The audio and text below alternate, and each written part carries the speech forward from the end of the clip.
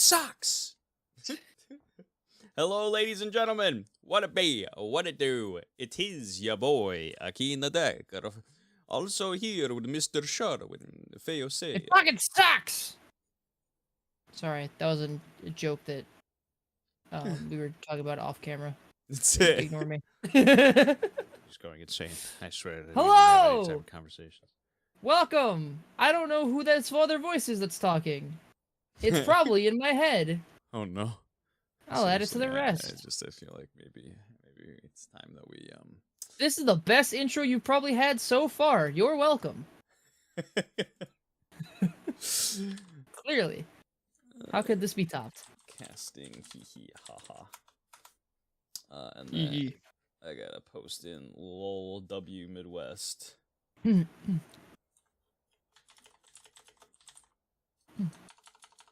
The LOL Midwest. Mother heckin'.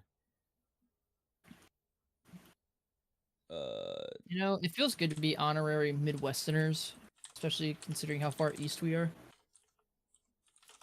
I know, right? It's so great. So glad that they just accepted us. All right, perfect. Haha, heal. Yeah, I was looking through pictures and I was like, yeah, this one works. The Yumi picture works. But hope you're all having a good night. We got Scorch versus Team Sad Jellyfish tonight. This is the losers bracket finals. So whoever wins this moves up. The other team is eliminated. They're gone forever. Sayonara. Bye-bye, baby. And the so the winner of this will move up to face Team Sasayo for the finals, and then the grand finals happen directly after that should the winner of this series beat Team Sasageo. But we shall see what happens. Does this match matter, or does Sasageo just smash either one? Zach, shut the fuck up. That's the most Zach thing I've ever heard in my life. I like how it was presented like a reporter, too. Does this match matter? Every time I hit apply updates, it just closes the client. That is odd. I was gonna say, every time I do that, it closes the client too, but it updates it. It's okay. It'll be the finals and watch Team Sasageo get NRG'd. Are we gonna get an NRG performance from Team Sasageo? Man, I'm so mad. I'm not gonna get into it because we already talked about it, but man, that was just depressing. Isn't this the analyst that's talk about what happens when they face Sasageo? Well, it depends on what team, you know. I feel like both of these teams have a fair shot at making a run for it. So absolutely whooping their ass. I'm completely non-biased. I'm 100% biased, but my it's favorite. Just fun to fuck with Zach's ego. My favorite thing is when casters in like pro league play will try to pretend like they're not biased but are very clearly biased. But then you have all the NA casters who are very clearly biased, but they're like right up, they're very direct about it. So like it's very funny. And I'm just like, yeah, you go, King. Don't lie to your stream. They have a 0 shot against society.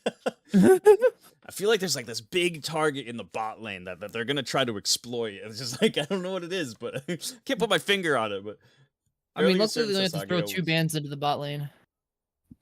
Damn, we got a fairly certain Sasageo was 2-0'd by Scorch in their first match. Smiley face. They were, but Sasageo had some growing pains. But sometimes with growing pains, they develop into bad, some bad things that happen in the body. You know what I mean? That are like everlasting effects. Sometimes they don't go away, right? I don't know. Yeah, no, you couldn't have said that any clearer. Like that was the clearest you could possibly have said that. Yeah. Totally. Hasn't dropped a single game since. I think don't fact check. Yeah, I don't think if I I remember think that was the only one. correctly, yeah, I think that there was only like one series that had like a that wasn't just a 2-0. But I remember casting. And I don't think it was Sasagio. Andy getting left on red right now is so funny. Ay. Okay, can we apply updates without you closing? Why are you just closing the comp? I don't understand. Okay, you know what? I'm just gonna restart my computer and hope for the best. Be right back. No problem. I believe in you. Their AD carry is actual trash. Believe me, he's just getting hard carried every single game. Sasagio AD carry hasn't hit an EZ-Q, but no biggie. No joke. Zach's Ezreal is clean. It's very clean. This is coming from an Ezreal lover, an Ezreal enjoyer. Also, I like that it froze on Josh's face there. Josh looks like he's like very concerned about something. Your hair is growing back so quick, Chad hair jeans. Yeah, I'm actually really happy how quickly my hair is growing back. I thought I was just going to be bald for the rest of my life.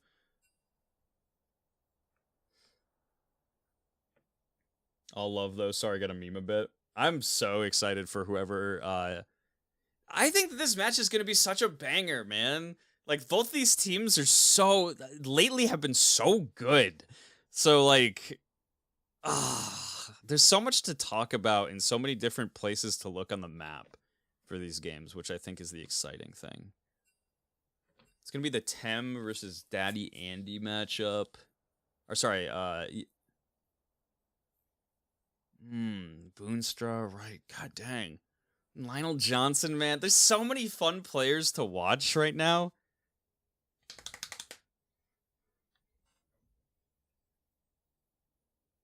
I would be excited to rematch Scorch, though. They are always tough. Mr. Johnson, best player. I love Lionel Johnson. I really do. I think he's a great player.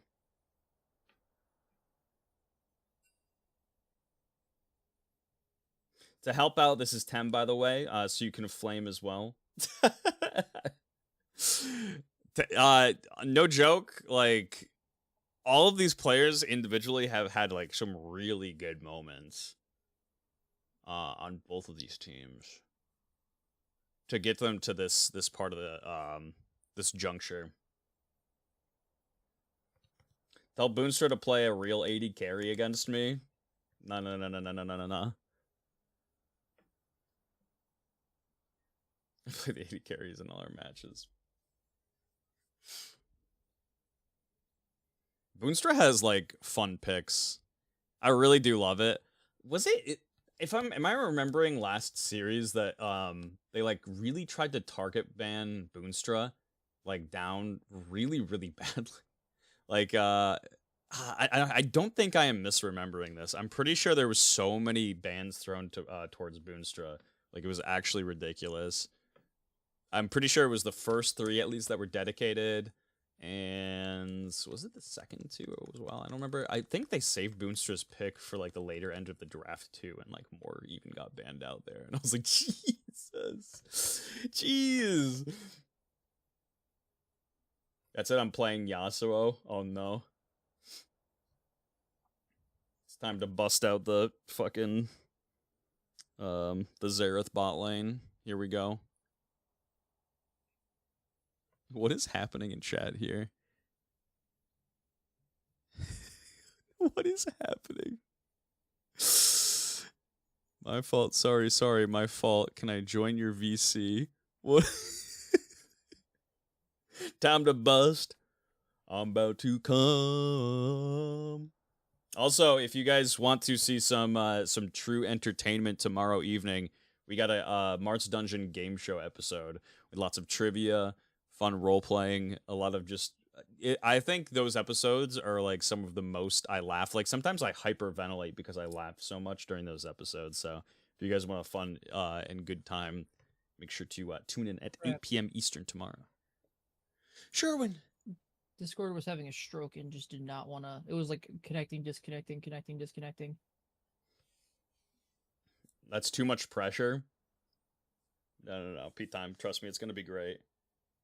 Everybody loves how you just gotta use the funny British accent. I'm a speedrun dying. Just use the funny British accent and everybody will think it's very funny. Alright, so we got spectates. Also, yeah, it just keeps closing on me. I legitimately cannot get this thing to I might just have to stream it for you then. Okay, I'll just stream it over for you there. Share screen. Draft lol. There we go. That's my seduction voice. I just Okay. go into the folder and go right to the League client. Yeah, I don't know why it's doing that for you. Sometimes Riot client is actually just awful. I remember with Valorant, it was doing that for a while where it would, like you'd go to like update the game and it would just stay at like 2% and then just stop. Well, now I'm gonna run it as administrator and make this bitch work. Do it. Hello, Bobbit. Might I have a taste of your tea? It's a bottle of water. A bottle of water. A bottle of water. Alright, let's see. Is everybody I don't know if they are waiting for I think they're waiting for you to get in the spectator before they hop back in. Let's see if They're being so polite. But yeah, we got we got Lionel Johnson versus Dippy, brother.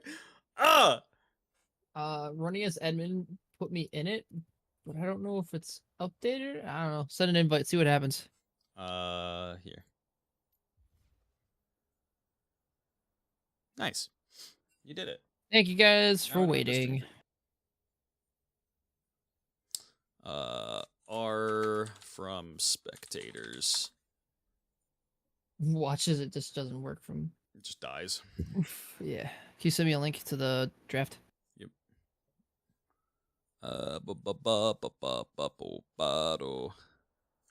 Copy. E pasta. A copy of pasta. I hope that's us. Yep, that's us. Okay. I was like, hopefully I didn't send a random DM to somebody with a spectate link for a league draft. All right. R from the spectators side. Looks like both teams are about to ready up. Boonstra says R on their side. And here we are getting into the pick bans. Sorry about the weird start. No, I'm sorry about the weird start. You're fine. It was only me that had it all fucked. Right off the bat, we got the Jarvan ban and the hovering the Mumu ban actually, which is I think pretty smart. Mumu has been really honestly flexed between a couple of different lanes from a couple of different teams, but Scorch has utilized it really well. So a pretty decent ban. Scene. Wait, what did I do? Oh shoot! Oh, yeah, thank you. Sorry, got you. There we go. Wait a. And I actually want to look at the brackets real quick. So Ash ban. They're not looking to get chased down. Man, Ash is such an interesting like pick right now because it is actually pretty strong in the fact that it can really just it offers like a good amount of DPS, and I kind of hate to say that, but it really does. Like when Ash is like almost out DPSing like regular other 80 carries, I'm like, man. And then there's the Senna ban with the Nico ban on the opposite side here. Scorch is going to lock in the Orianna for their first pick. Very safe pick. Very just conventional, just the best, honestly, mage mid laner that you could ask for right now. And hovering the Victor right now. I know this is definitely a Daddy Andy special. He locks in the Victor himself. They took his Orianna away, which I think is pretty big because he actually plays the pick very well. But he's going to lock in the Victor. He's going to be able to stay pretty safe in lane and just poke, farm up. This lane in general there really shouldn't be too much trading in general. Not too many deaths unless we get some really hefty action out of the junglers and we have a Hecarim locked in for the side of Sad Jellyfish. Oh, I actually I'm don't here get to for see it. a lot of Heckram games lately. I'm interested to see how it goes because I don't know about Hecarim.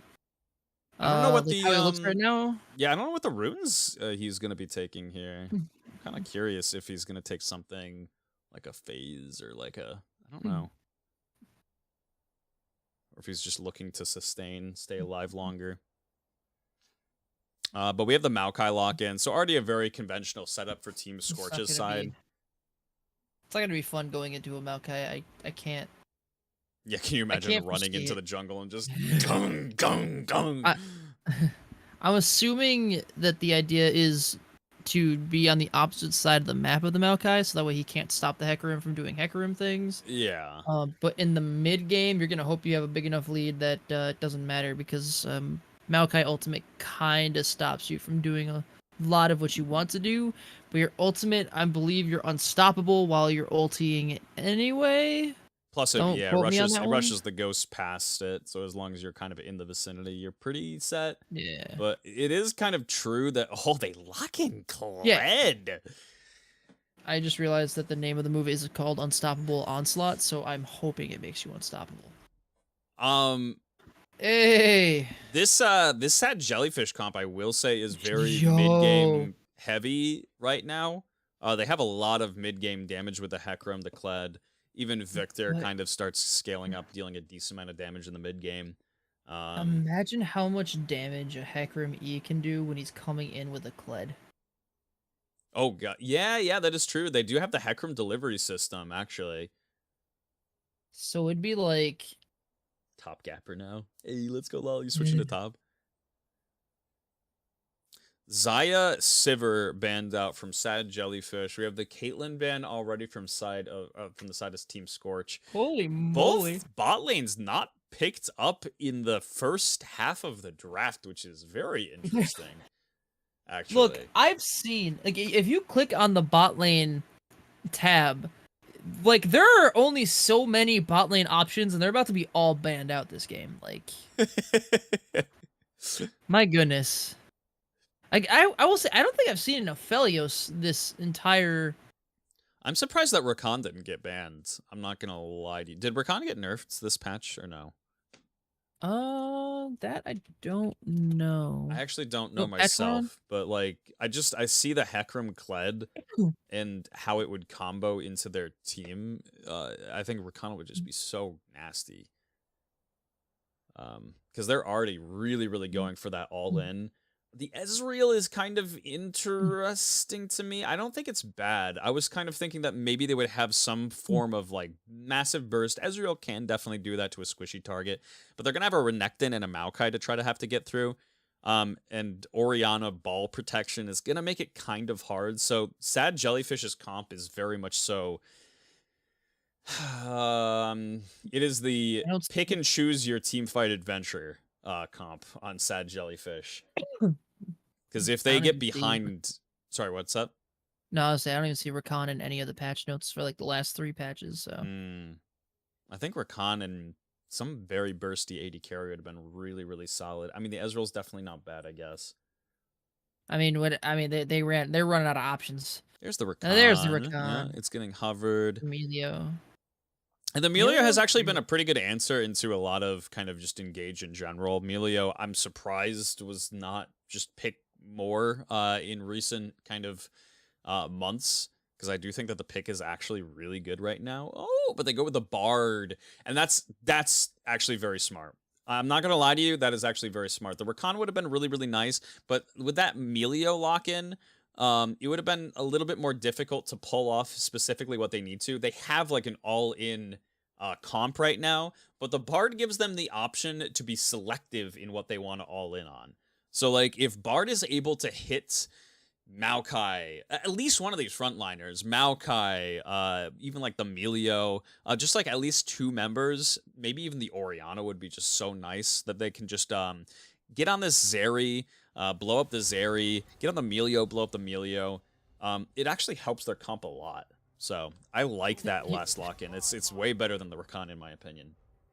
Also, I don't think that stasis counts as CC, so yeah. Yeah, I don't think so. I don't think you can cleanse that. Emilio's ultimate isn't gonna be able to cleanse that kind of CC, so it's actually not a bad idea. Not too shabby. Also, I am a resident bard lover, I've so never seen blood pick Glenn. I got And 5 hopefully- on Scorch winning, and I got another 5 on them winning through bot lane. Oh shit! The Wow. bets are in, baby. I do hope that Marcuti has seen the Aftermove video. Bard video. We will find out real quick if they have or have not. Oh god.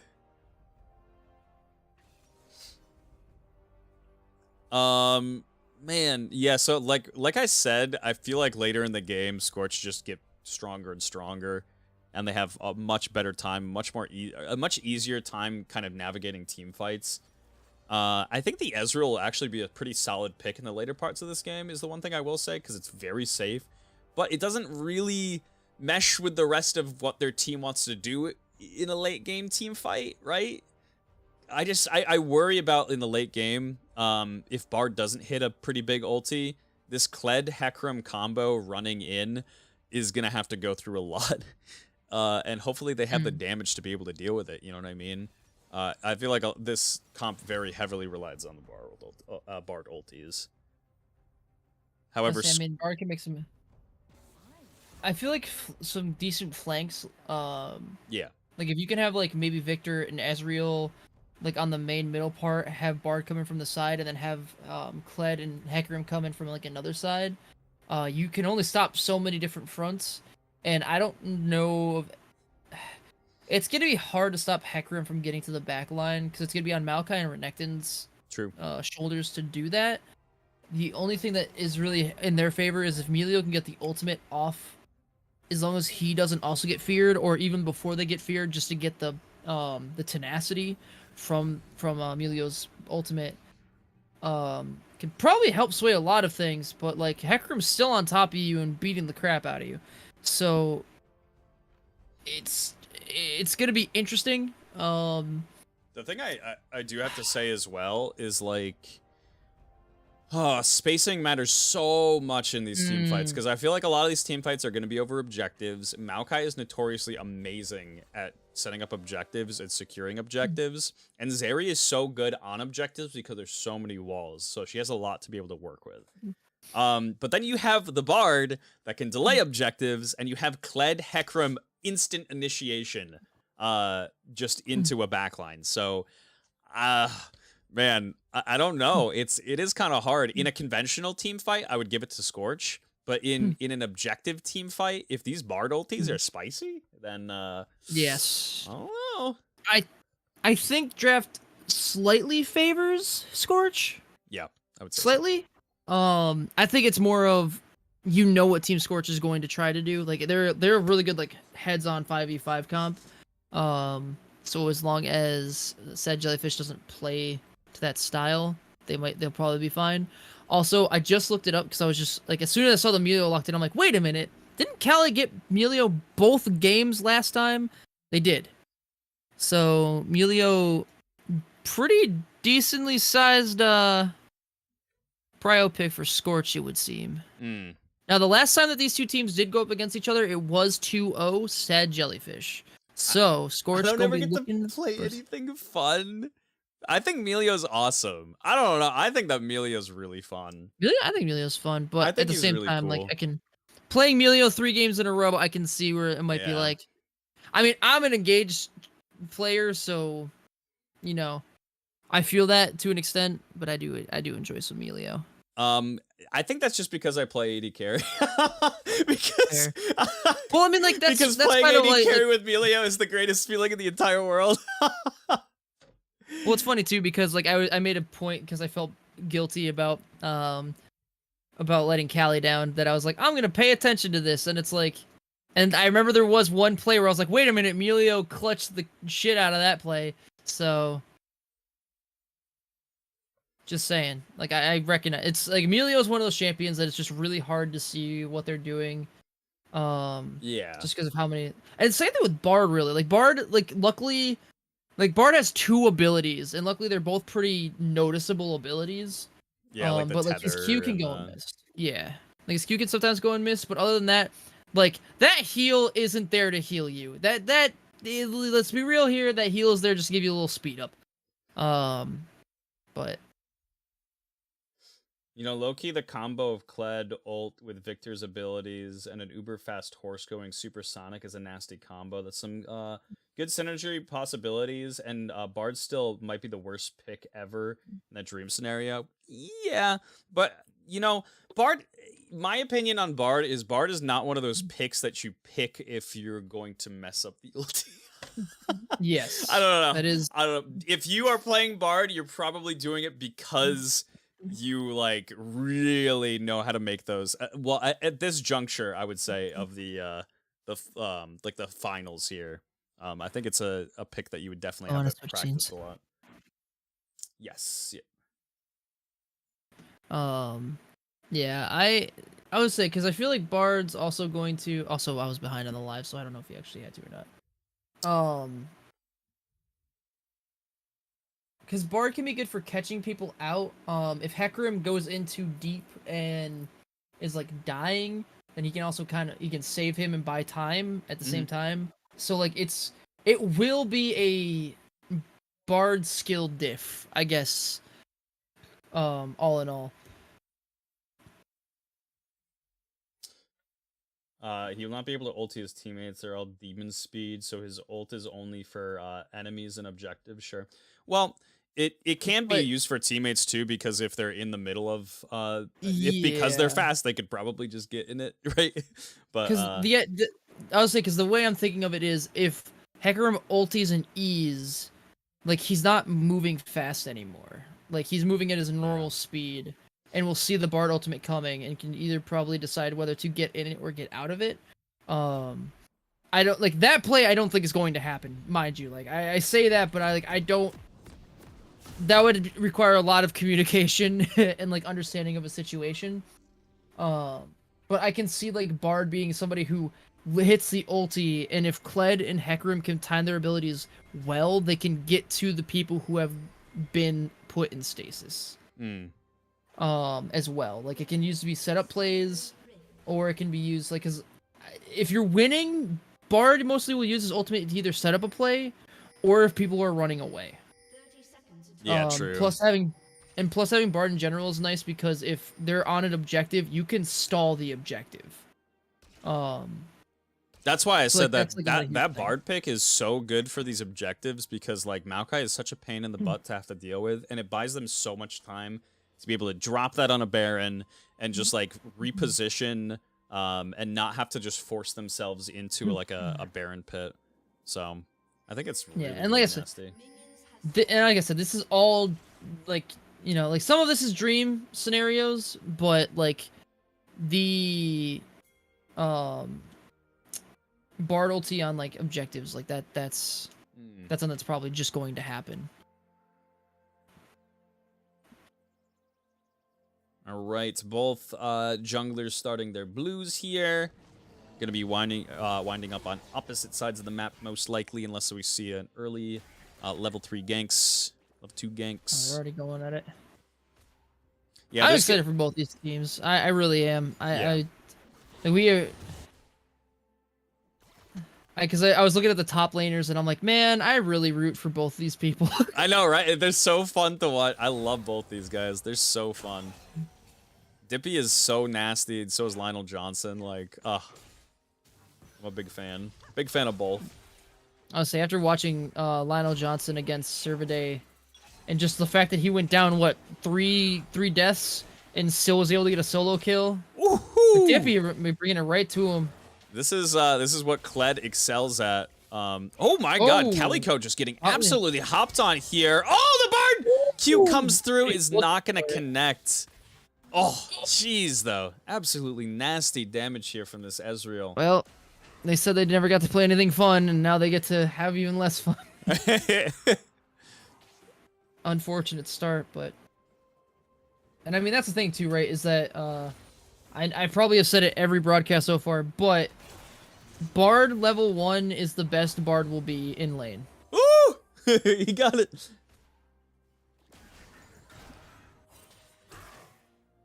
Yeah, this is, like I was saying, this is where Kled really accelerates as a pick, and it's actually very cool to see it finally played. I know it gets banned out against Retro Genesis every single game, so he never gets to play it. But seeing somebody else play it, these kind of fake health bars just make it so mindlessly easy sometimes for Kled to just be able to take a fight, especially into something like a Renekton too. Like, Renekton is the all-in-all, like, trade master. This man is great at just getting in, getting out, and winning a trade. But when you're up against Kled, Kled's just like, no, you ain't going anywhere. I'm dragging you right back in. It's just it's so fun to watch. Ooh, we got maybe our first gank at the game. Yep, Hecarim. Oh wow, he's just going right in. Hecarim coming in here. Does not pop the ghost. Dippy is actually going to force the flash out of Lionel Johnson. I don't think he needed a flash there. That was questionable. Yeah, I don't think so either. I don't think they really had the follow-up damage for it. I mean, I would say because if they wanted that dive to go, Kled would have had to have tried to take tower aggro just for the reset. But you know, interesting. I mean, that was probably just to try and get the flash anyway. I don't think they actually expected to kill the Renekton there, but they got the flash, so gank successful. Yeah. And no summoners on said Jellyfish's side, so. And Daddy Andy doing a good job at just pretending like he didn't have any vision in that bush for a while. Emilio was on their roam timer there, and only realistically just got a heal out of it, so pretty well played. And Tem, not for nothing, doing a really, really good job at actually harassing early here. If you do see, yeah, getting that CS lead. Usually, if you see any sort of harassing in the lane, it is like very early in these types of lanes. So, really good job from Tem, just being up there and taking the opportunity. Ooh, Dippy throw going for the full-on dive. He knows that he doesn't have the ignite, or doesn't have the flash. It ends up being a 1-for-1 trade, but the first blood over to Dippy. Oh, we got a fight with the junglers and the Tem coming down. Ooh, here comes the Bard. Doesn't get the stun off, but Daddy Andy's also here. Nice flash from Rusty Crow. The flash over the wall. Nice flash from Barty. Barty getting okay, is there Emilio coming from behind? Can they? So that is a lot of summoners on said Jellyfish's side that got used there, but this is definitely what sad Jellyfish needs as well, is they need to be able to pick up this gold early. I mean, I feel like they're pretty good early game team as well. So, I mean, I feel like the Ezreal and, correct me if I'm wrong, Ezreal and Zeri do kind of have to scale up, but... Well, the thing with Ezreal is he is actually just pretty decent once he gets Sheen in general. Like, once Ezreal just gets Sheen, he does pretty consistently good damage throughout the game. Ooh, here we go. But it's okay, because Scorch is going to try and sneak an early Drake here. Arcutie on the prowl here. And Hecarim's coming. Yeah, they're getting closed in on pretty fast here. Dragon down to 1900. They stopped. The aggro got reset on it. Another trapped in the pit. Rusty Crow trying to buy some space here. Oh, the drag back in. Hecarim is healing. Rusty Crow finally going down. Now Tem hovering on the outside of the pit. Boonstra and Calico get themselves out, and this dragon now has completely reset. There's no jungler to be able to take it. Yeah, unfortunately, there's not enough damage to take that quickly enough, but... Daddy Andy getting harassed. Drake is relentless. Ocean Drake is the absolute worst. Early. Between that and Cloud Drake. Mr. Crow gonna be spotted out so they know where he's at. He's on his blue side. Maybe actually now, you know, said Jellyfish might be looking for Drake here. They know that Maokai's getting his blue. And they got Prio in mid and bot, so there's Hecarim. He's gonna go right on it. Yeah, Hecarim's just heading right over to this dragon. This should be pretty free. Barty kind of giving away there that they're taking it, but I don't think there's anything they can do about Not it. really much, yeah. To be fair, but still, never That let is- them know your next move. And that is Let 'em Ocean find out Dragon when it as the happens. first dragon, which is pretty big. It is nice to have in lane. Marcuti Marcuti taking double waiting for it. tower shots here. Ooh, there it Daddy is. Andy with a 1-2 zip zap zadoo and putting the watch the Tem aftermove video. down. Yep. That was really good patience on the Bard. Oriana, unfortunately, not having much of an option there. Just have to do one of those try and double back movements, but Also, I apologize. I would probably just be calling you Hecarim in this game. I feel like yeah, yeah. Just you can probably say killed. yeah, killed, fine. yeah. Killed, yeah. I feel like Ooh. he runs into dangerous Hell territory. yeah, in a weird spot. Yeah, Calico having to run here, going over to the blast plant, but is going to be dead by the time they get there. Killed, Red buff burn. hopping right on there.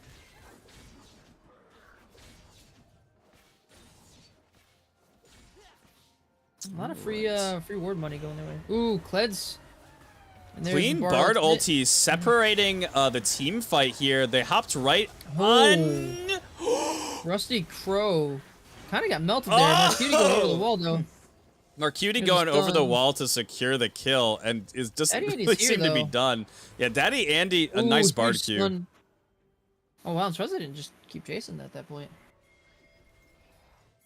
Wave was meeting in the middle, so it's not like they really had to. Oh, he's going all in. He wants it. Marcuti comes over the wall here. Tem trying to get away. Lionel Johnson Johnson's here in gonna support. Drops the sombrero on top of himself. And now Lionel Johnson is left in a 1v2 situation. The Q ends up missing, going Ooh, wide he from took Tem. no man and on this Tem. should just be a dead Oriana as well. 8-2 in kills. And almost a 4K gold lead at 10 minutes. It is falling away from them, unfortunately, at the moment. Sad Jellyfish just really playing around the map very well, honestly. Always seeming to know what their opponent's going to be trying to do next. Find themselves in the right places at the right time. All impressive. Pretty darn impressive. Maokai does not have the ulti here, but is going to get a pretty big flank on Barty. Throws the, they got to be able to close in on Ezreal here first. Reveals Ooh, and himself. Oh! The arcane shift over the wall! And, Rusty Crow taking that massive angle and revealing himself that early just bought Ezreal so much time to maneuver. Yeah, that was unfortunate, we'll say. Unfortunate play on that one. I like the idea, but probably just play around the idea that, you know, try and wait for your cooldown so you can. Ooh, Tem's getting caught out here. Gonna be stunned probably as soon Yeah, as they come out. massive CC Nope. chain coming Not through. even- And just dead before they can even think about using anything. Couldn't even, if they wanted to. Flash was down. I'll say, dang, this is Sad Jellyfish coming back with a vengeance. Scorch is just reacting. gonna- Yeah, I was gonna say, Yeah. like, Sad Jellyfish has just been pressing and pressing all around this map. This Bard is everywhere. The Hecarim, everywhere. As Bard do. Team got places to be. That was a beautiful stun. Our cutie is absolutely killing it right now. He's smurfing on him. Yeah, Marcuti definitely killing it. And that's quite a few solo plates, I think, too, for this Ezreal. The Ezreal is ahead almost by a full 1,000 gold at this point.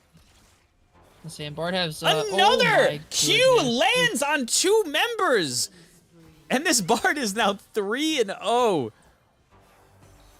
I would say I'm starting to wonder if Scorch has faced too many Bards.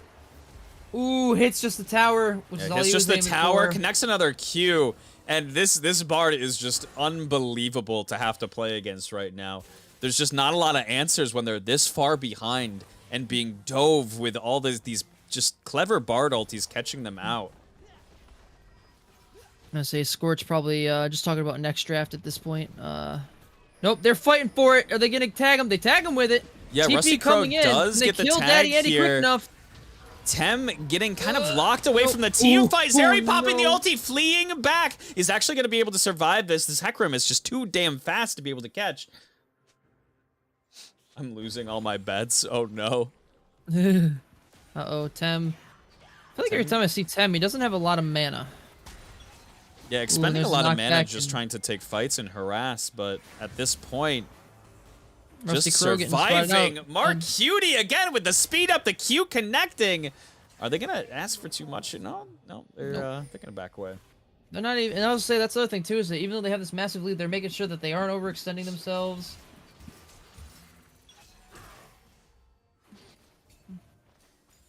I love watching top laner positioning. It makes me so happy.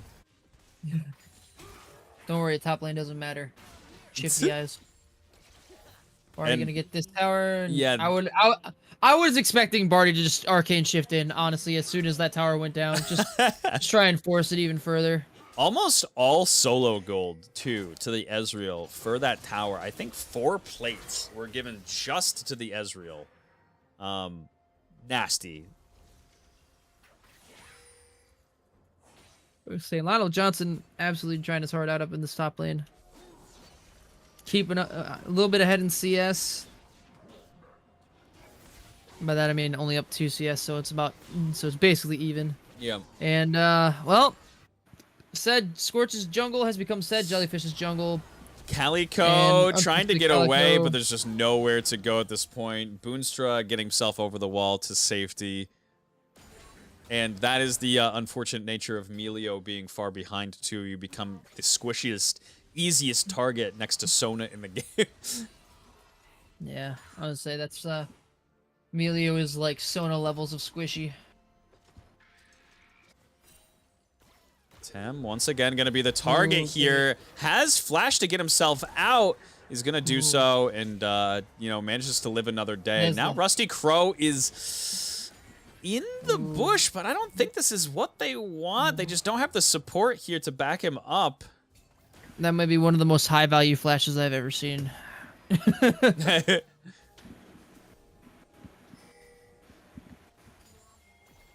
I'm gonna say, but Scorch still kind of looking for plays. You know, they're still trying to see if they can crawl their way back into this one. But here comes the Hecarim. He's looking, no flash. Ooh, good sombrero, but Beautiful it's not gonna be sombrero, enough. but the entire Here's duration of it Lionel. being used to flee.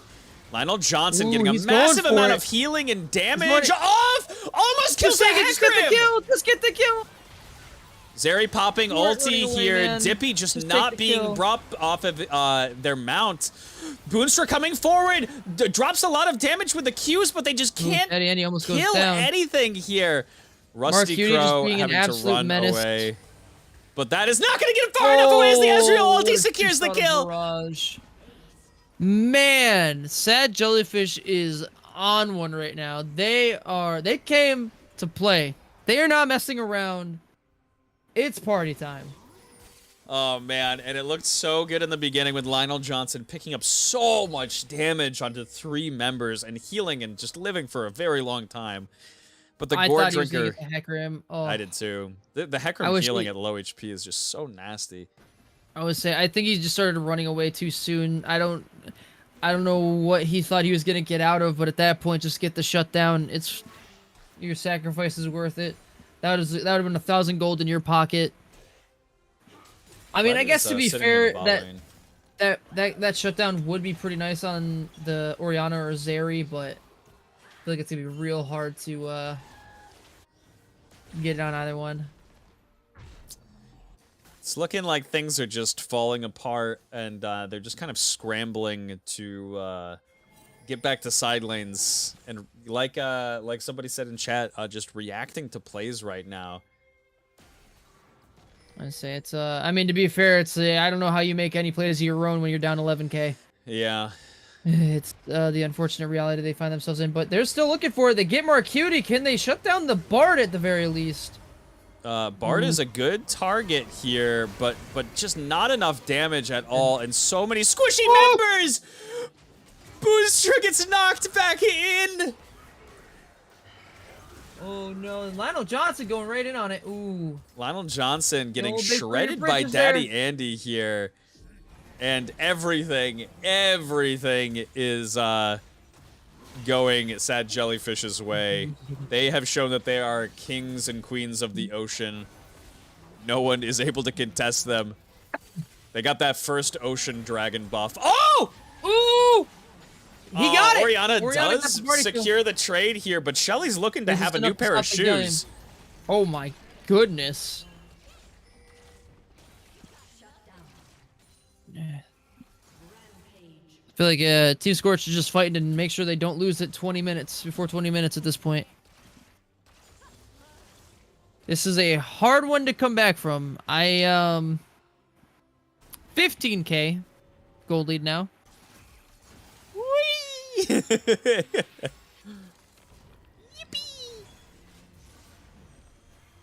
And we got the next dragon on the line here, and this is only third dragon.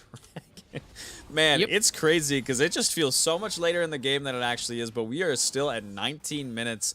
Third dragon for Hextech Soul is on the map here. And I forgot Spear Shojin was an item that when it was buffed, people were saying Jarvan and Hecarim was the other one that they said was going to benefit the most from the Spear Shojin, so I guess that's also what makes sense. I would have never thought Stridebreaker on Hecarim, but like it makes sense.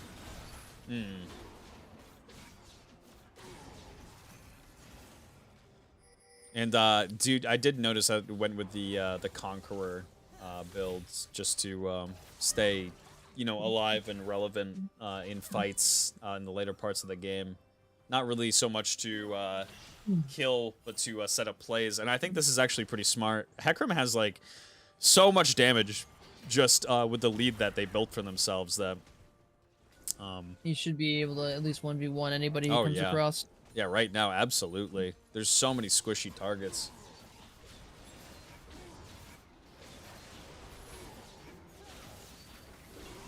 All right, and they're just hopping right on the Baron. Just business as usual for the side of Sad Jellyfish. They're just looking to put the nail in the coffin here.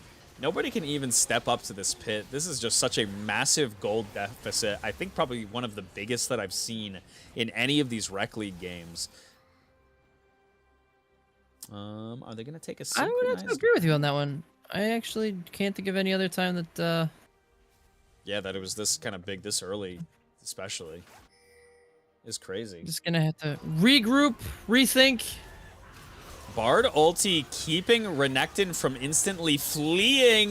Kled is sticking to him like glue, and that is going to be a dead gator. Thank you for the alligator skin boots, baby. And I mean, even still, like, Lionel Johnson, he's out here. He's trying. Yeah, you can see that it does take them a while to be able to take him down, but there's just not enough support on the map to be able to, you know, take these fights and keep him alive. And we're down to the last Nexus Tower. It looks like they're trying to just go for the slow, methodical play here and go for this inhibitor tower, crash 3 waves in at the same time. Never mind! good False sense of catch. security as Tem absolutely gets hopped on and deleted here. Hecarim taking up this tower is just so fast. They cannot pin him down for very long. This ghost. And I will say, Lionel Johnson like, it- gone off the map. It is, like, impressive, honestly, that, like,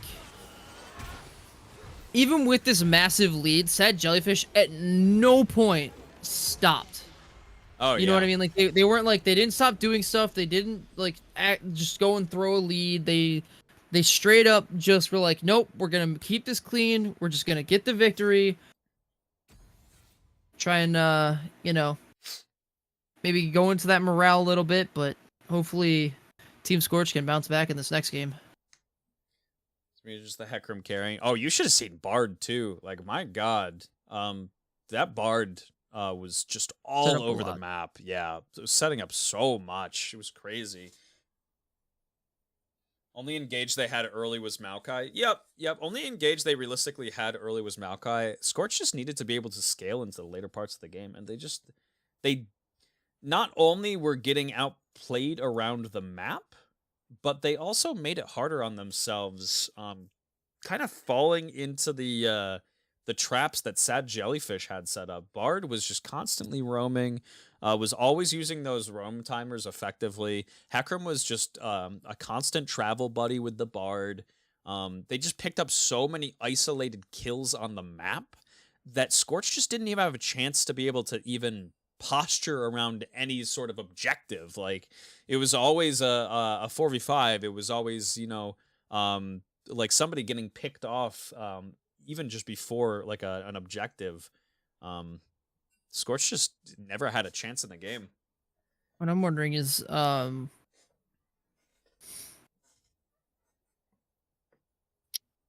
what do you drop for bans, right? Because I mean, I wouldn't want to face that Bard again, Yeah, I was gonna say. So if we look at the or previous, force them onto a pick that's not as safe by themselves as Ezreal, maybe. Scorch L, I lost money on my but no. Thank you, Lalo, for the 15. Lalo, TMB, I guess. Scorch Oh L, I man. lost money on my parlays. Thank you, Mr. 10-minute break. I appreciate it. Thank you for big support. We have a spectate link in here, and we will open up the previous draft as well. Yeah, I feel like the overall wombo combo that they had on Sad Jellyfish's side was just so strong early. Like, they need to be able to match that early aggression. I think this is a team mentality thing. They either need to draft winning lanes for themselves on the side of Team Scorch, or they need to be able to match that aggression. Like, they just, there's no kind of in between, I think, because they just lost out early game by a large margin. So I'm taking $10 from you. What? I'm gonna make it back on this one. Hey, what's the third ban on Jellyfish? The third ban from Sad Jellyfish, you mean? So yeah, it was from Sad Jellyfish. It was a Mumu, Jax, and the Nico.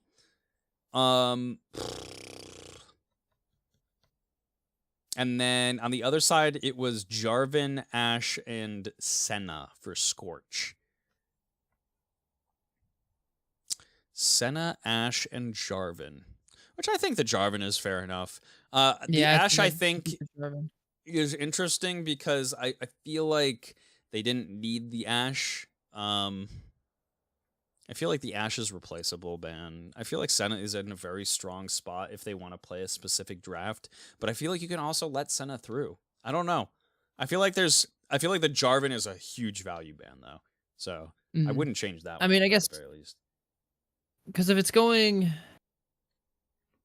they're gonna go Senna TK, they have to take it in the first ban phase. If they don't, then you can like ban away the TK, and that automatically would put a lot of devalue on the Senna. But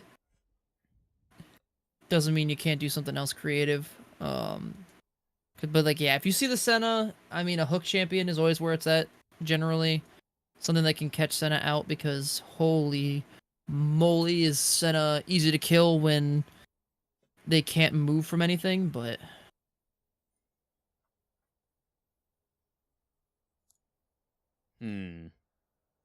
And I wonder if I really do think that the big attention that Scorch is going to have to play here is, did they took red this time, which I think is smart. I think if you're Scorch, you just go back to the drawing board and you say, hey, like, we kind of outdrafted ourselves by setting up a really cool draft, but not really giving ourselves a lot of opportunity to just blast the lane. We first picked the Orianna, which I think is a fantastic first pick, but like, it was the Renekton into the Kled, and that one hurts. Like, that one definitely hurts. You could just see early, despite Renekton still being a champion and still being viable to just be played in the mid game, got put down so much that couldn't really affect much of anything at all. Mm. And yeah, the Zeri Emilio just had such a sad time in the bot lane. Ezreal was just pushing wave constantly on the Zeri too. They got that level 1 trade, and it was just kind of all downhill from there. I am curious if Callie is gonna say, "Hey guys, I'm not doing Emilio. not doing Emilio again. Give me something I can do something on. We'll see."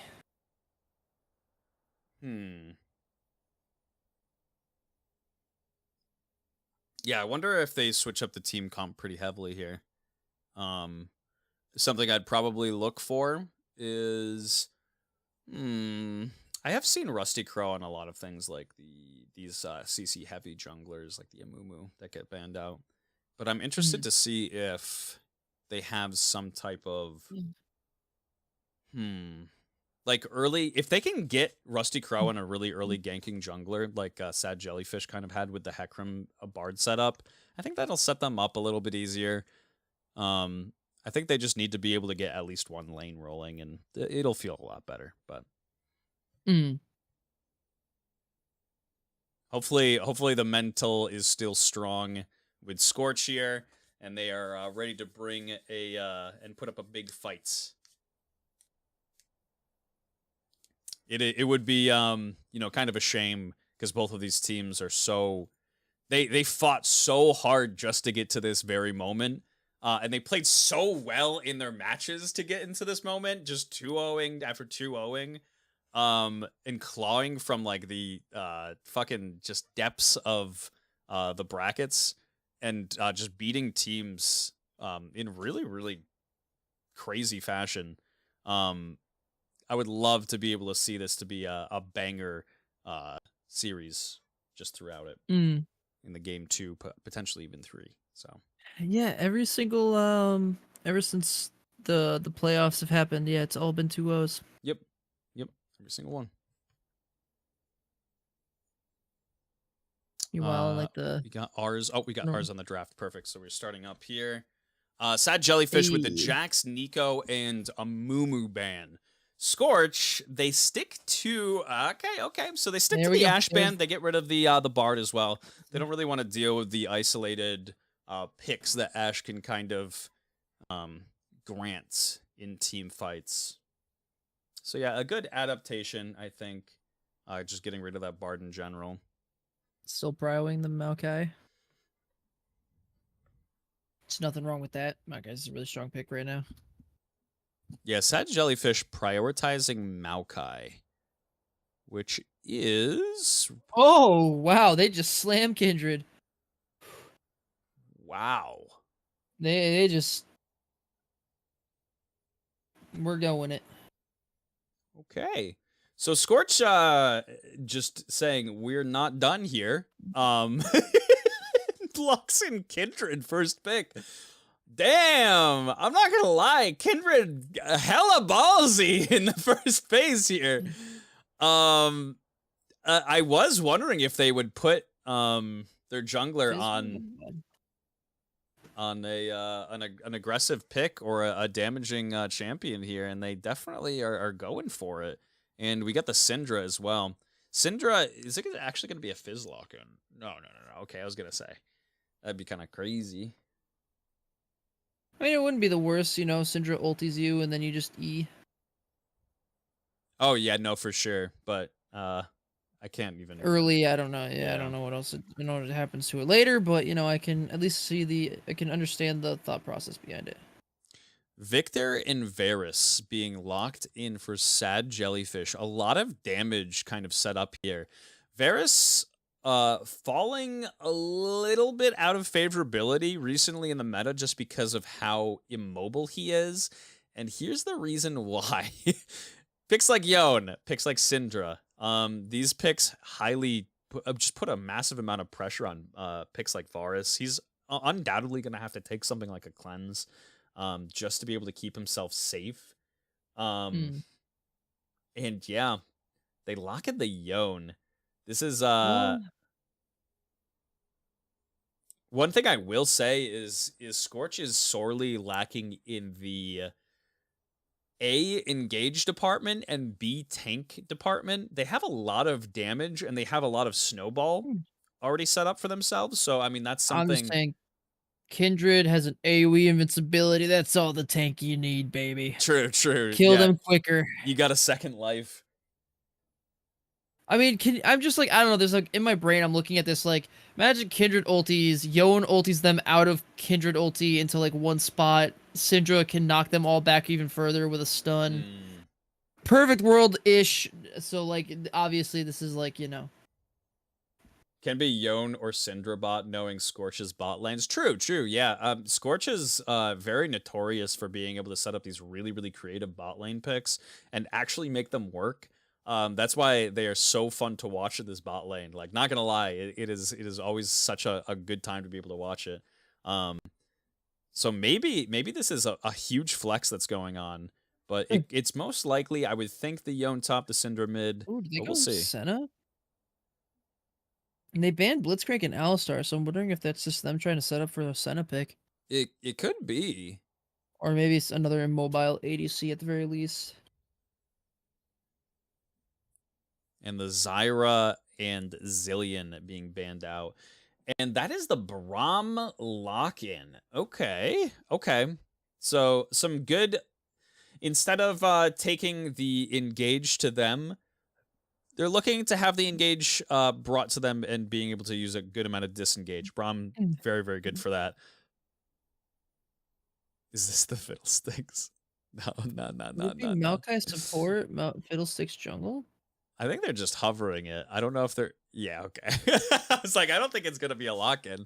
The Camille top lane. See, the thing that's really interesting with Scorch here is they decided to go red side undoubtedly to be able to get a counter pick to see the entire draft of Sad Jellyfish.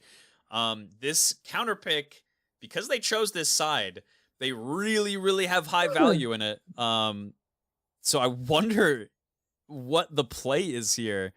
If this is a big dupe, or if all of these lanes are falling exactly where we kind of think they are, and this is going to be an AD pick. The Xerath. Ugh, God. Yeah, I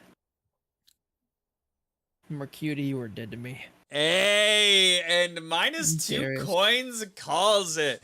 A big bluff here from the side of Scorch, setting up this really unique team comp here. I wonder if it's going to be the Yone Braum bot, because Yone can execute Braum's passive very effectively. Or if it's actually going to be the Syndra kind of stun bot.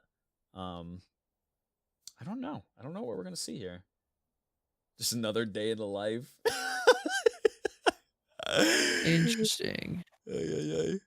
Definitely a very interesting draft. I'm going to have to think here and see where all these picks land before I make my judgment on how I feel about this. I mean, they picked Xerath, so I've already got my feelings.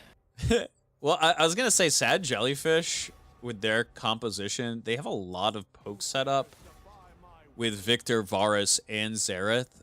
The only issue is that pick comps, they got to be able to land their damage, right? So, I mean, landing it into a Braum can be really annoying. Yone, if he wishes, can just kind of, if he gets a creative gank or flank angle, can just completely bypass all of that. I always get a little nervous when I see poke comps that are immobile.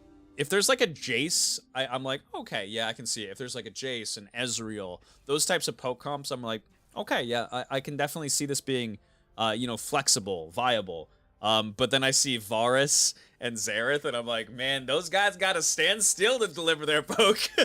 Sets up some scary situations sometimes. So while I would give Varus Xerath a pretty big up in lane, because they have so much just poke to dish out. Okay, it is the Yone mid. It's Syndra bots. I mean, I guess having the ranged attack can help get the stun off, but like that's... I mean, Q slows, and then you hit them with your like, to set up for an easy E stun, and then while the E stun's happening, you can get a few more autos in, which should be just enough time to proc it. Probably enough time to flash if you have it before the 4th proc happens after the E stun. But like, The thing I always think about is I'm like, they have to get there, right? yeah, exactly, because Braum has to find a way to get close enough to do that. Yeah. And it's probably going to be Varus that he's hitting with it, right? Like, I don't think Xerath is going to be stepping up enough unless they really need that mana. Because the problem I see them running into here is Syndra's going to have to use all her mana to just try to keep them from shoving into the tower. Because they're going to be perma-shoved. Varus is really, really good at just shoving lanes against stuff that can't really clear fast. And Xerath is going to be constantly harassing them with poke. I think this is going to be like even maybe a first strike angle for Xerath. Oh, man. That Yone bot, I think, had a little bit more of a potential in being able to just hop on a target and melt them, like especially Xerath. Xerath is so damn squishy. But we'll see what happens. There's still a lot of CC to be dealt with if they can land it. So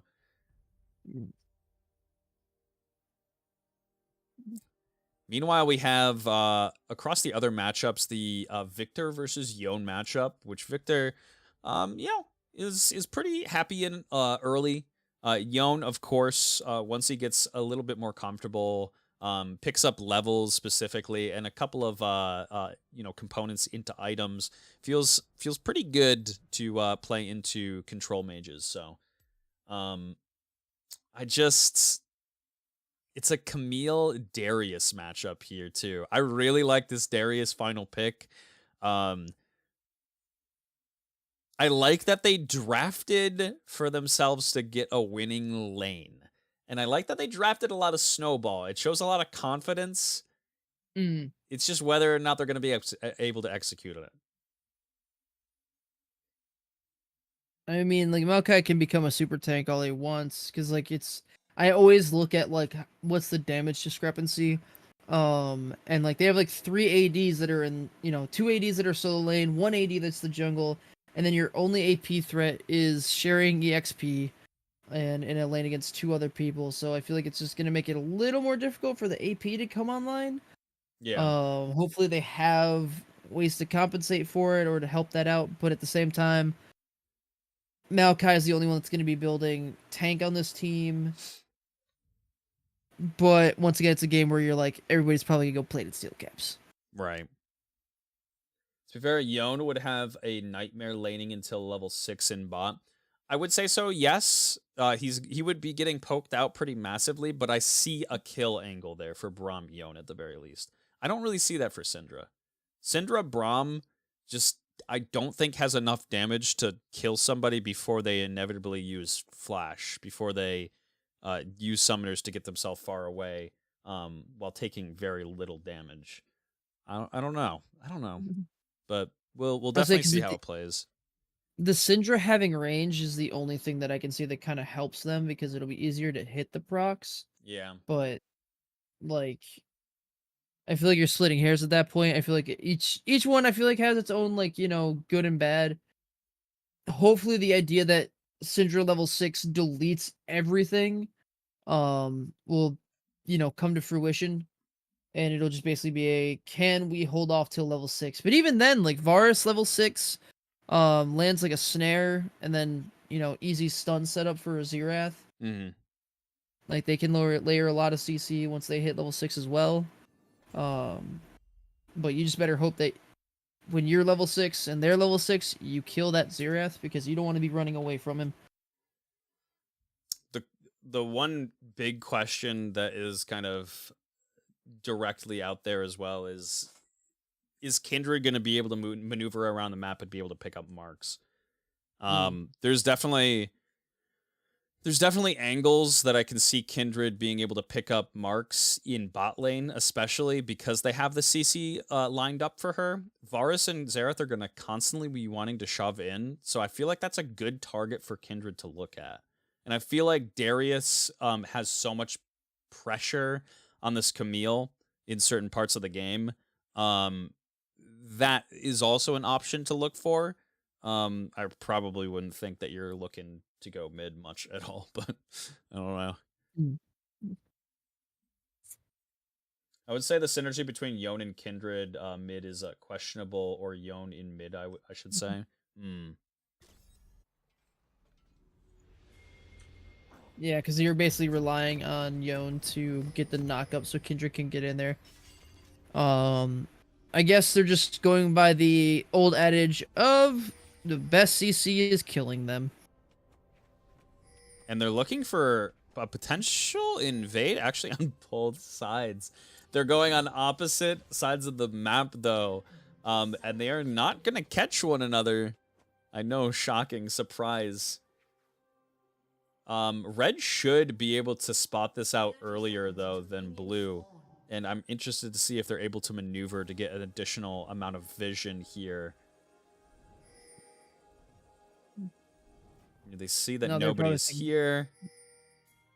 Thinking that they probably have started... They're actually pinging out that they probably started their blue. Okay. I mean, they did the first game, so... Ooh, Darius might... Nope. They're not even gonna stick around. And yeah, they are actually gonna... Ooh. I'm interested to Zeroth's see... gonna spot it.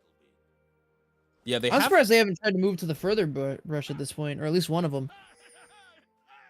They have the pings out on the red camp here, so they kind of have suspicion that they're in here. Yep, here it comes. And there's the confirm, just to know that they are there, starting there. And Darius is going to ping out that they are starting indeed on their blue side. So just a trade in knowledge here overall. Nothing too crazy level 1. Darius putting down a nice ward so that way, you know. Yep, Maokai moving his way over, so luckily they'll be able to spot that. I don't know if it changes anything. Maybe top and mid can collapse on him if they see it.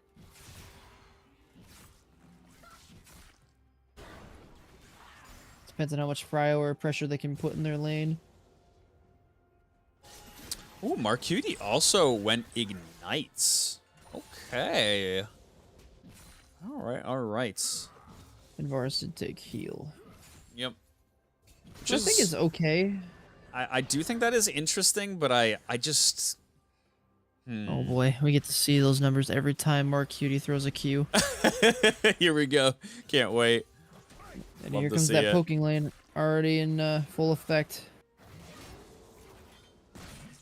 I love Darius. He's so fun.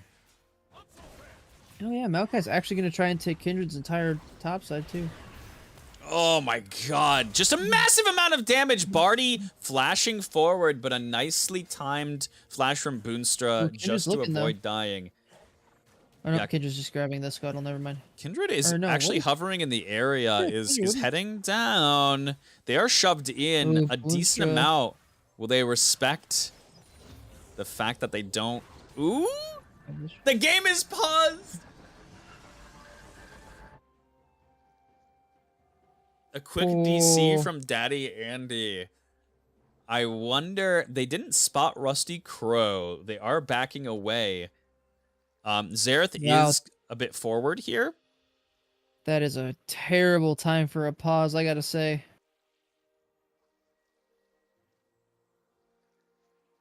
Do they see... Is Rusty Crow still in the brush? Yep.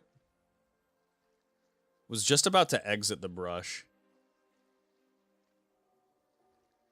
Game will resume in 0 seconds. Uh-oh. This is probably a good sign. There we go. Marcuti getting a little bit of extra damage in here. They use the CC, and that, gives the direct all in onto Barty here. The Ignite coming through. The Q misses from Xerath, however. First blood for the Kindred, and Kindred's not done. Ooh, maybe Kindred is done. I lied.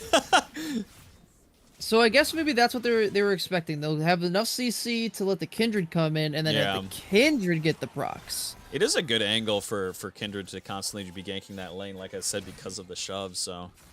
Not respecting it. Lionel Johnson looking to be able to survive and get back to tower. To the 2v1, I believe. Damn. But yeah, just does not have enough heal or speed to be able to get himself away. Which is incredibly unfortunate because the top scuttle is the one that has the mark. Ooh, lands the knockup on Daddy Andy. Yeah, getting a really hefty amount of damage here onto Daddy Andy. And look at that Ooh, Darius wave. without TP. Ooh. Luckily, it is a cannon wave, so he won't miss too much there, but So God, hurts. it does hurt. Don't look at it. Avert your eyes. Well, I am interested to see how this lane in the mid lane is going to go once level 6 happens. Because it's funny to see like Tem going in at half HP on a full HP Victor and getting Victor down to half HP. Mm-hmm. Also, I don't know about you, but every time I play against a Victor, I feel like I always have the problem of assuming that his E is always going to detonate afterward, even though it doesn't I early. hate that. Yeah, it is so annoying. That fear constantly in your head. Even though you're like, it's I not don't wanna like get a used lot to of it the other damage early. But you also don't want to get used to just walking through it before, you know. I love that it's just a Nines, solid Ooh. number. Daddy Andy with not a lot of mana to be able to defend his tower Maokai's here, on and the Yo left just side. relentlessly pushing it in. Poke coming through, and Maokai is now here on the go-ahead gank angle. wraparound.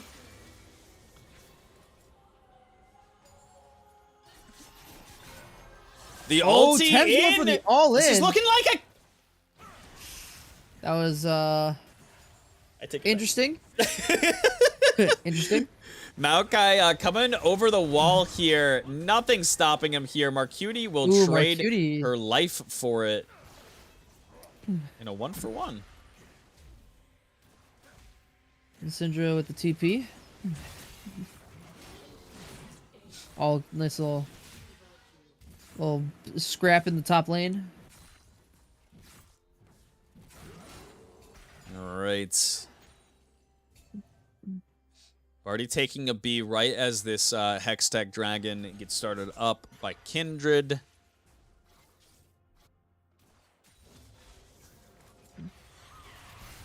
Ooh, Barty with some nice quick feet just to get away from that Scatter the Weak. Kindred soloing Drake. Man, that I don't know. Every time I see like a heavy AD or like a damage champion in the jungle, I'm always just like, it's so nice to be able to take objectives by yourself, you know? Oh, tries to Ooh, that stun dodge lands. out. That's over. It's over. Yeah, the stun just barely clipping and connecting. Well placed from Marcuti just to be able to secure that kill. And Barty, where are you going? Barty, what's up? Thank you. Yeah, I was say I don't know what. My 80 card carry heart was fucking bleeding. What about that farm? Daddy It's Andy like getting Drake, chased down by Tem here. And so far, a pretty even lane in general. Yon feeling pretty good being able to trade in this lane since the stun doesn't really come directly through. Has to stand on it. A gank coming through from Arcutie. Lots of damage being delivered onto the Yon. His TP is already down. Say, Mark, you're doing a real good job at being like bot and mid constantly throughout the game.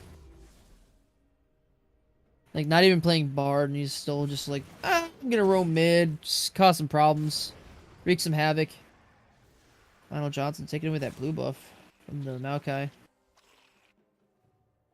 Hoping to, you know, stifle him a little bit. Good damage being put down onto Boonstra here, who's just trying to... Ooh. Not entirely sure what that was supposed to be there, but it was a thing. Interesting positioning here for Tem to have to deal with. Places the Ooh, stun just under the barely. clone. Emil's here. Ooh, He's gonna hop right on. Is Dippy gonna have enough to be able to keep oh! their mid laner safe? No, it ends up being a 1-for-1 trade. Now Rusty Crow being dove under tower, but this Kindred does quite a bit of damage with this tower, and you are not a very tanky Maokai. Ooh, Ulti coming there's through, the the ulti comes out. invulnerable. And meanwhile, we have And another an ulti trade comes coming in from the bot Maokai. side. Maokai not getting enough Ooh, damage hands it under the over. tower. And yet another kill, and I think the mark too. I was gonna say I was curious about whether they got a mark. How many marks do we got? We got 2 marks on Kindred, so I'm gonna assume that the Maokai was a mark. But well played from the Kindred there. I don't know. Did you catch the Camille grapple at the beginning of that play? No. It reached to the opposite side of the wall and then grabbed onto it. Like it went through the wall. Like even like the grapples were like backward. It was like at a weird angle. It was something to behold. Ooh, Lionel Johnson. Yeah, Lionel Johnson Ooh. waiting here for Daddy Andy. Has the Oh, Ghost and patient. Flash available. I didn't think he was gonna wait that long. Yon trying to was get himself Camille. out, but the CC layered so perfectly and just not enough HP in the world to stop you from dying to that. QSS. QSS. QSS. Yes. Possibly an Edge of Night, but maybe both. Make it so CC never affects you. No CC will ever affect me again. Ultimate Should've Spellbook taken cleanse. Oh, wouldn't it be nice if Ultimate Spellbook could be useful again? That was such a wild time.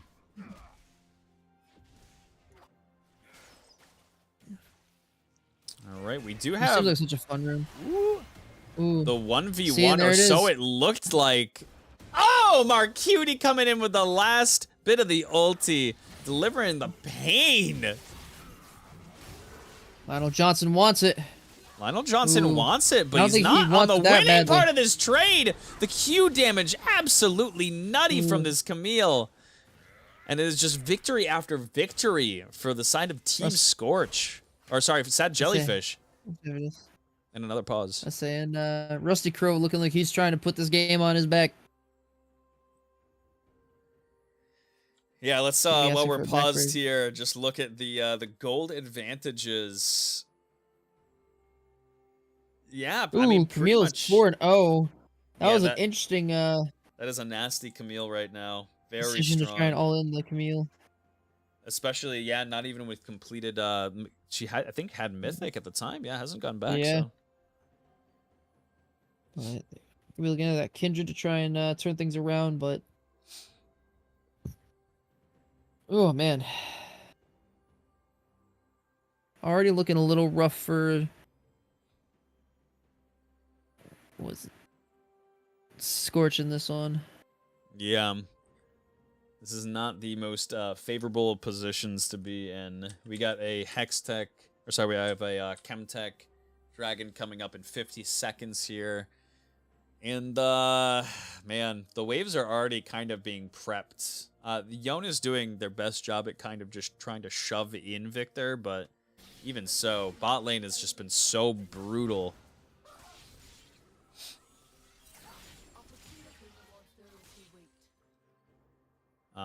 And I think Camille at least gets like probably just the one play and then backs away. Has TP available for the dragon when it comes up here. I don't know if it's frozen for you too, but Yep, still frozen. there we go. Big damage just being dumped into the Braum shield. This is not looking like fun. 2 plates going over to Camille. And yeah, Darius on his way back up to this top side as they kind of start to prep up this dragon. Look at all that just blue vision. Even the scuttle.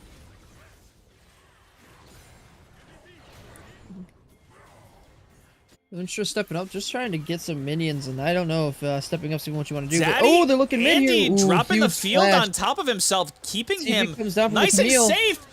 Trying to boot Rusty Crow out of the invincibility. He should go down How's here, the but to Daddy Andy? who? Daddy Andy.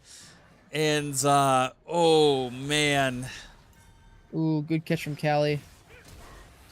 Unfortunately, still going to get caught up from the root, but just enough to get Boonstra out of there. Ooh. This Camille, Dippy Kind of just a problem. absolutely merciless right now.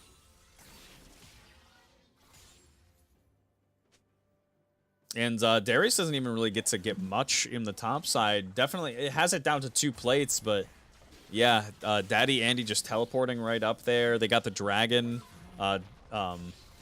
still going down over to blue here.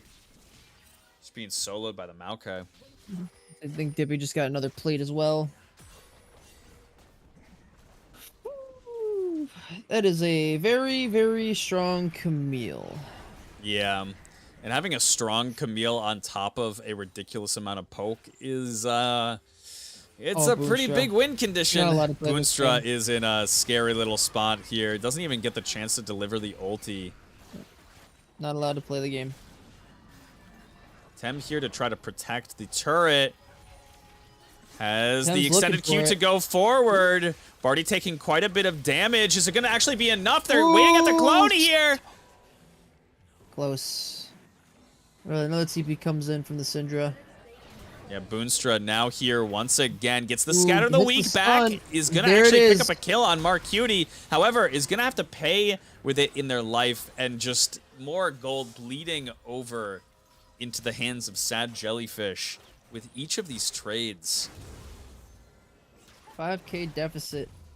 As Kindred is just trying to pick up everything that every little thing they can. Try and stay in this game. Let's see if they picked up another mark. They have picked up another mark. So 3 marks, which is, you know, about where you want to be. I think that right 3 is like the first big one you want to get to, if I recall correctly, for Kindred. I think it's 4. if I remember Is it 4? correctly. Yeah. I don't play this champion, so I don't. I did play some nasty Talias the other day, but you know, it's gonna be making some clips after this game. But And I would say I'm trying to think of how Scorch can bring it back. it's the thing is too is it's rough because they have so much gold and these outer towers are still up, so there's just more freestanding gold on the map here. Ooh. Can they make something big happen here? Rusty Crow With the trying flash to over make the it stun. happen. Comes in with an additional they Q, are. picks up the kill. Now Ooh. Tem on the chase here, getting stunned up. Will Barty actually be able to pick up this kill? Yes, has the blight stacks on, and is able to pick up, I think, another shutdown on the Kindred here. I think I'd have to watch that playback, but I think that somebody should have yelled to stop autoing. Because I think they got Bromstun off too early. Too and if they early, waited, yep. if they waited on it, It wouldn't have been an issue. yep, they probably could have gotten that kill and saved the Kindred, but unfortunate. Just Dippy taking literally no. Wow! And there's just Dippy nowhere to fighting that run, and angle. bringing him into the Thunderdome. Wow! That was damn. Dippy finding that angle to go right around the Braum. All right. And Sad Jellyfish pinging out the Rift Herald. Ooh, Barty in a susceptible position right now is Ooh, actually going to go down Lionel. to the Darius, and now Mark Cutie's next on the chopping block. Still has the damage, drops the ulti, is going to die for it, but a double kill for the Darius is pretty It's big. pretty worth.